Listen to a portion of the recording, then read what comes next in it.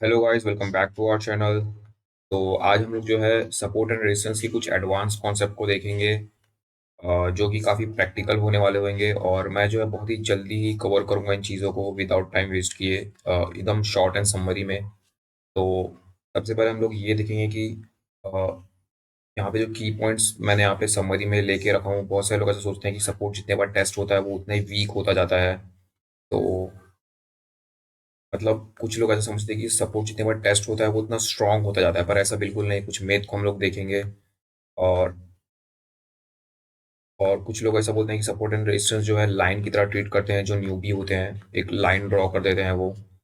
और support and resistance जो है वर्स्ट प्लेस है एसएल के लिए। तो हम लोग ये सब चीज़ देखेंगे। तो सबसे पहले फर्स्ट पॉइंट हम लोग देख लेते हैं कि सपोर्ट जितने बार टेस्ट होता है वो उतना ही वीक होता जाता है। तो इसका अगर मुझे कोई एग्जांपल मिलता है तो मैं आप लोग को दिखा दूंगा कि वो जितने बार टेस्ट होता है। जैसे कि मैं यहाँ पर एक एग्जांपल के लिए आपको बता देता हूँ। और जस्ट मैं यहाँ पे ब्लैक से ड्रॉ कर दूंगा। तो हम लोग मानते हैं कि अ, तो कुछ लोग समझो है कि एक सपोर्ट जोन है। तो हम लोग उसे एक जोन की तरह ट्रीट करेंगे, ना कि एक लाइन की तरह। सबसे पहली चीज़, आप लोग उसे एक लाइन की तरह ट्रीट नहीं करेंगे। और बहुत सारे लोग ऐसा सोचते हैं कि वो जितने बार टेस्ट होता है वो उतना ही स्ट्रांग होता जाता है, लेकिन असल में ऐसा बिल्कुल नहीं होता है। वो जितने बार टेस्ट होता है वो उतने बार वीक होता है और इन दी एंड जो है वो ब्रेक डाउन दे देता है। तो ये सबसे पहली एक मेथ है। तो अ, ये जितने बार टेस्ट होता है वो उतना ही वीक होता जाता है, ये सबसे पहली मेथ है। और support and resistance are the area area not lines. तो ये जस्ट मैंने अभी आपको बताया। जब आप भी ड्रॉ करोगे तो आप ऐसा एक जोन ड्रॉ करोगे। आप जो स्क्वायर का यूज़ कर सकते हो, क्योंकि कभी वो यहाँ से रिवर्स हो सकता है, कभी उसके नीचे से भी रिवर्स हो सकता है। तो इसलिए हम लोग जो है एक टोटल एक जोन ड्रॉ करेंगे, ना कि जस्ट एक लाइन। और थर्ड पॉइंट हम लोग देख रहे हैं, why support and resistance are areas. तो support and resistance are area क्यों होते हैं, तो इसका भी मैं आप लोग को एक प्रैक्टिकल एग्जांपल बता देता हूँ कि वो एरिया क्यों है, वो लाइन क्यों नहीं है। तो जस्ट मैं एक एरिया ड्रॉ कर देता हूँ।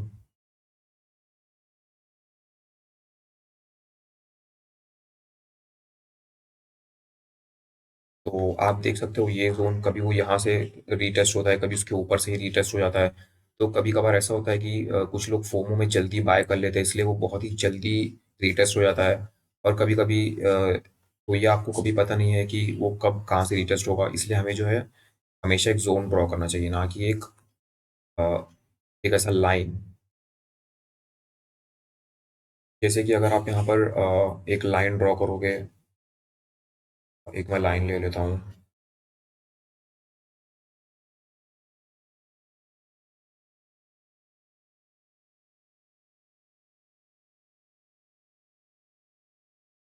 मैं ये क्यूब डिलीट कर देता हूँ।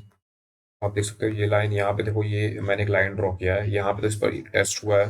यहाँ पे कभी कभार से ब्रेक कर दे रहा है, तो आप कभी कभार यहाँ से ब्रेक होने के बाद एंट्री ले सकते हो डाउन साइड के लिए। तो इससे ट्रैप होने के चांस बहुत ज़्यादा हो जाते हैं। तो आई होप आपको ये भी समझ में आ गया, why support and resistance are area not lines.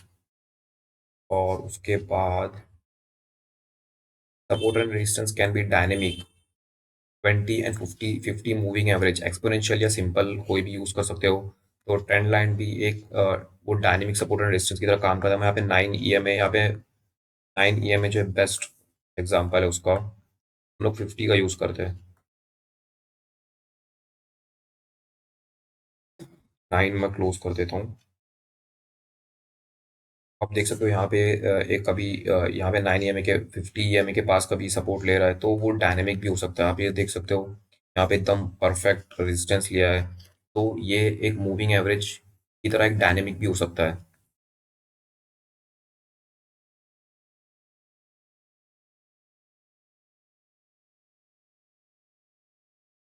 और लास्ट पॉइंट जो है, एसएल लगाने के लिए सबसे वर्स्ट प्लेस क्यों है सपोर्ट एंड रेजिस्टेंस, क्योंकि यहाँ पे जो है काफ़ी स्पाइक आती है। क्योंकि ये इन एरिया पर जो है बहुत सारे लोगों के ऑर्डर्स लगे होते हैं, तो काफ़ी स्पाइक आती है उधर, क्योंकि मैक्सिमम लोग जो है यहीं पर अपने ऑर्डर्स डालते हैं। तो बहुत जल्दी आप वहाँ से बाहर निकल सकते हो आपकी ट्रेड से।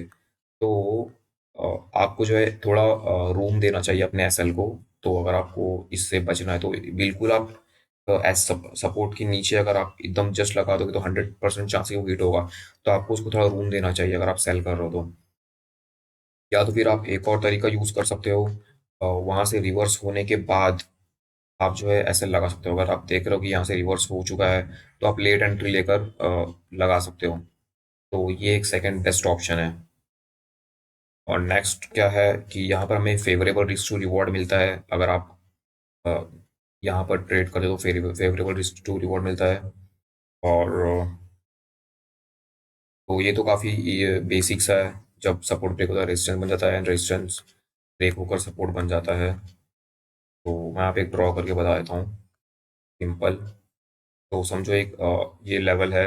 तो ये जब यहाँ पर कभी ब्रेक हो जाता है तो फिर ये रेजिस्टेंस की तरह रिएक्ट करने लगता है। ये जस्ट एक सिंपल चीज़ है। और तो ये मार्केट, ये जो है यहाँ पे ये बताया हुआ है कि सारे लोग जो है अपने ऑर्डर जो है इसी लेवल पर जो है डालकर रखते हैं।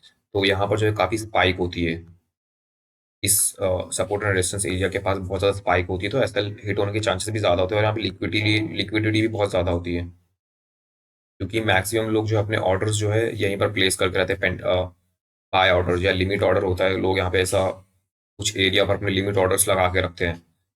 समझो यहाँ पे प्रीवियसली रेजिस्टेंस था तो लोग इस तरह अपने पेंडिंग ऑर्डर जो डाल के रखते हैं। तो इसकी वजह से यहाँ पे लिक्विडिटी बहुत ज़्यादा होती है।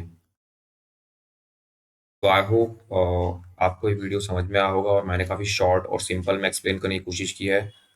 और अगर आपको वीडियो में से कुछ भी सीखने मिला तो make sure to like, and thanks for watching.